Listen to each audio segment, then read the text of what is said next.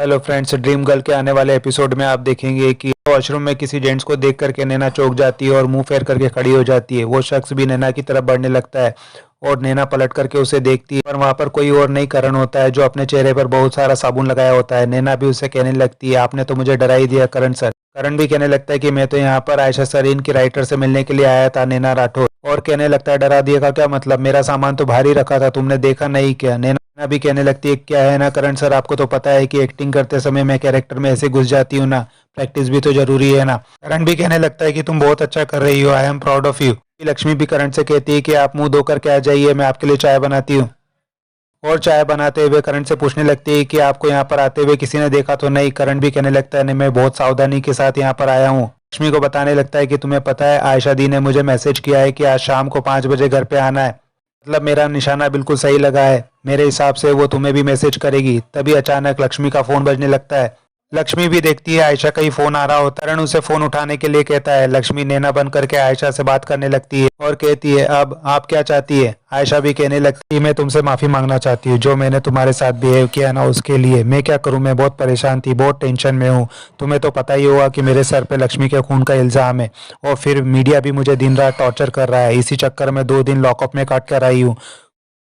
कुछ दिनों के बाद मेरे कोर्ट की हियरिंग भी। अब तुम ही बताओ, कोई इंसान ऐसी सिचुएशन में किसी ऐसे इंसान को देख ले जिसका चेहरा लक्ष्मी से मिलता है, तो पल दो पल के लिए तो वो भूल ही जाएगा ना। कि वही मेरे साथ हुआ, मैंने तुम्हें देखा तो मुझे लगा कि तुम लक्ष्मी हो और मैं खुश हो गई। मुझे लगा कि मैं सारी दुनिया को बता दूंगी कि लक्ष्मी जिंदा है और मुझ पे लगा हुआ सारा इल्जाम गलत है।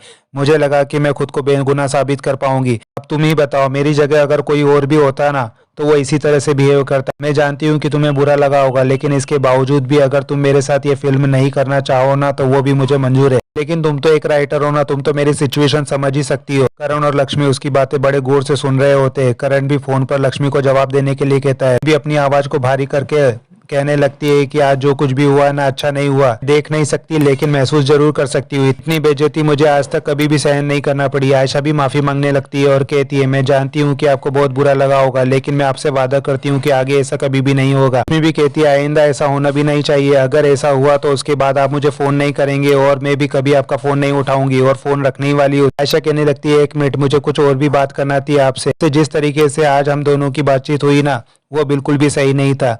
अगर आप बुरा ना माने तो आज शाम को 5 बजे मेरे घर पर आ जाइए। हम ये सब भुला करके फिर से एक नई शुरुआत करते हैं।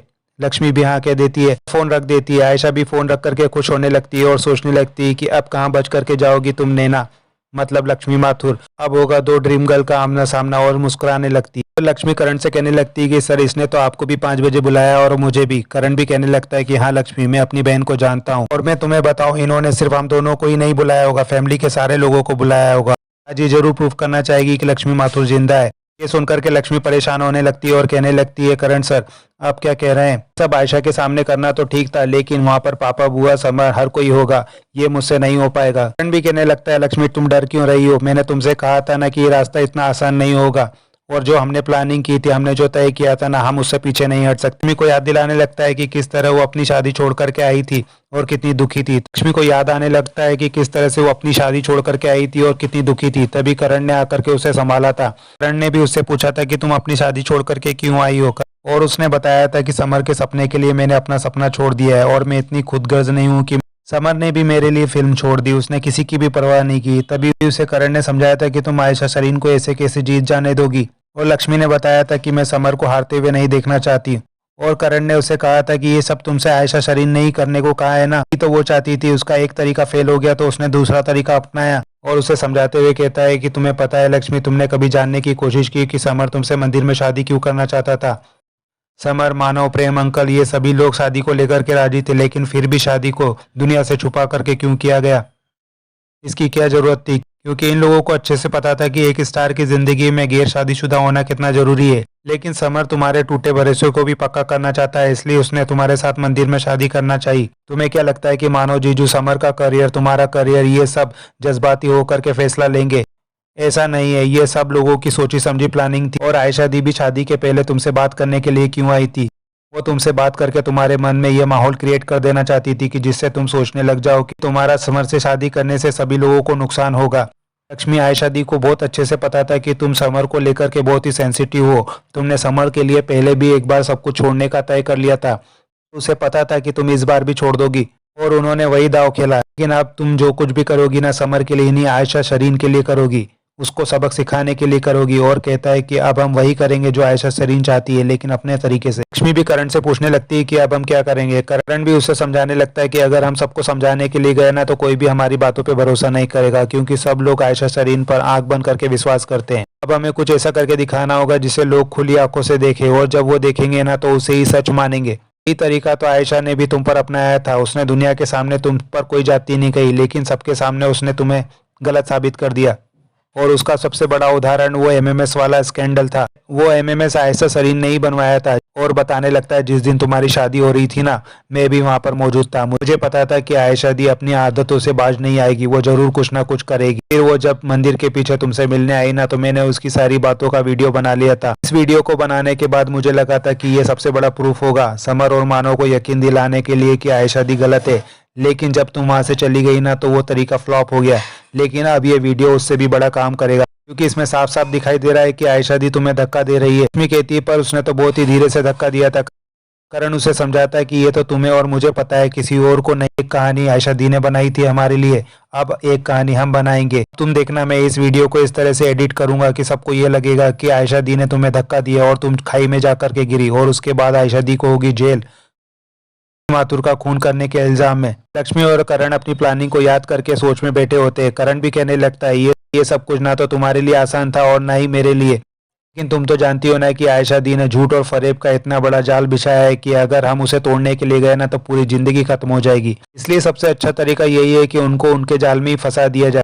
अब उनकी और बाकी लोगों की आंखें खोलने के लिए तुम्हें अंधे होने का नाटक करना पड़ेगा। उसके बाद में करण लक्ष्मी को नैना का नाम दे करके अंधे के रोल के लिए तैयार करने लगता है और उसे अंधा होने की ट्रेनिंग देने लगता है, और उसे अंधों की छड़ी दे करके उसे छड़ी के सहारे सब कुछ महसूस करने की कोशिश करने के लिए कहता है, और बताता है कि पहले अपनी छड़ी से महसूस करो और फिर अपने स्टेप्स। लक्ष्मी भी धीरे धीरे कोशिश करने लगती है, लेकिन बार बार टकरा रही होती है। लक्ष्मी कहने लगती है, इन सब का क्या फायदा, वैसे भी तो मुझे सब कुछ दिखने वाला है। करण समझाने लगता है, नहीं लक्ष्मी, इसकी बहुत जरूरत पड़ेगी। बताने लगता है कि जिन लोगों की आंखें नहीं होती है ना, उनके चलने और देखने में आम लोगों से फर्क होता है। वो जब चलते हैं ना तो उनके कदमों का एक प्रॉपर डिस्टेंस होता है, इसलिए जरूरी है कि तुम्हारे कदमों के बीच में भी एक प्रॉपर डिस्टेंस हो। और उसके पैरों को बांध करके छोटे छोटे कदम लेकर के उसके चलने की प्रैक्टिस कराने लगता है। लक्ष्मी भी अपनी आंखों पर पट्टी बांध करके घर में चलने की कोशिश करने लगती है। करण भी कई तरह से ट्रेन कर रहा होता है, भी बहुत जल्दी सीख रही होती है। तभी करण अपने हाथ का एप्पल लक्ष्मी की तरफ फेंकने वाला होता है, लेकिन लक्ष्मी डर के मारे नीचे झुक जाती है। करण कहता है, भूल गई कि तुम देख नहीं सकती हो। लक्ष्मी कहती है, सॉरी, मैं आगे से ध्यान रखूंगी। उसके बाद करण कहता है, अब हमें एक कहानी की जरूरत है जो कि तुम आयशा तक पहुंचाओगी। और किसी ऐसी कहानी की तलाश में होगी जिससे वो कोर्ट के सामने अपनी इमेज सुधारने की कोशिश करेगी, और वह स्टोरी तुम उस तक पहुंचाओगी। और स्टोरी देते हुए कहने लगता है कि ये वही स्टोरी है जिसे मैंने बहुत पहले लिखा था, लेकिन आयशा दी ने उस समय इसे पढ़ा नहीं था, लेकिन अब वो इसे जरूर पढ़ेगी। अगर लक्ष्मी घबराने लगती है, करण उसका हौसला बढ़ाने लगता है, समझाता है कि तुम बड़ी मुश्किलों से यहाँ तक पहुंची हो लक्ष्मी, अब हम पीछे नहीं हट सकते हैं। भी कहती है, वहाँ पर पापा, समर और सभी लोग होंगे, मैं कैसे करूंगी। करण उसे समझाने लगता है कि खातिर तो हम ये सब कुछ कर रहे हैं ना, तुम्हें अपनी कमजोरी को ही अपनी ताकत बनाना है, अपने जज्बातों पर तुम्हें काबू रखना होगा। तुम्हारी जीत में ही समर की जीत है, तुम्हारे पापा की जीत है, हम सब की जीत है, तुम्हें नैना बनना होगा। तभी अचानक डोर बेल बजती है। डोर की बेल सुन करके दोनों चौंक जाते हैं। करण धीरे धीरे जाकर के दरवाजा खोलता है और वहां पर कोई नहीं देख करके वो बाहर जा करके देखने लगता है, पर उसे कोई भी नहीं दिखाई देता है। वो लक्ष्मी को इशारा करता है कि यहाँ पर तो कोई भी नहीं है। उसके बाद शाम को 5 बजे सभी लोग सरीन हाउस में इकट्ठा हो चुके होते हैं और आयशा से पूछने लगते हैं कि कहाँ है लक्ष्मी। आयशा सबको समझाने लगती है कि बस थोड़ी देर रुक जाइए, उसे मैंने बुलाया है, वो आती ही होगी। अभी करण भी कहने लगता है कि 5 तो बज गए हैं ऑलरेडी, क्यों सबका टाइम खराब कर रही हो। अभी आयशा करण से कहने लगती है कि तुम तो चुप ही रहो, तुम्हारी तो पोल खुलने वाली है, तुम देखना अब क्या होता है। अभिमन्यु भी कहने लगता है कि तुम्हारे इस पागलपन में मैं शामिल नहीं हूँ, और वहां से जाने लगता है। तभी दरवाजे पर एक कार आकर के रुकती है। ये देख करके सभी लोग उस तरफ देखने लगते हैं। कार में से लक्ष्मी उतर करके बाहर आती है और नैना का रोल करते हुए अंधे बन करके घर की तरफ बढ़ने लगती है। सभी लोग लक्ष्मी को जिंदा देख करके चौंक जाते हैं और हैरान होकर के उसे देखने लगते हैं। समर भी चौंक जाता है। ये सब देख करके आयशा खुश होने लगती है। एपिसोड यहीं खत्म होता है। आगे की अपडेट के लिए हमारे चैनल के साथ जुड़े रहें और चैनल को सब्सक्राइब और लाइक करना ना भूलें। थैंक्स।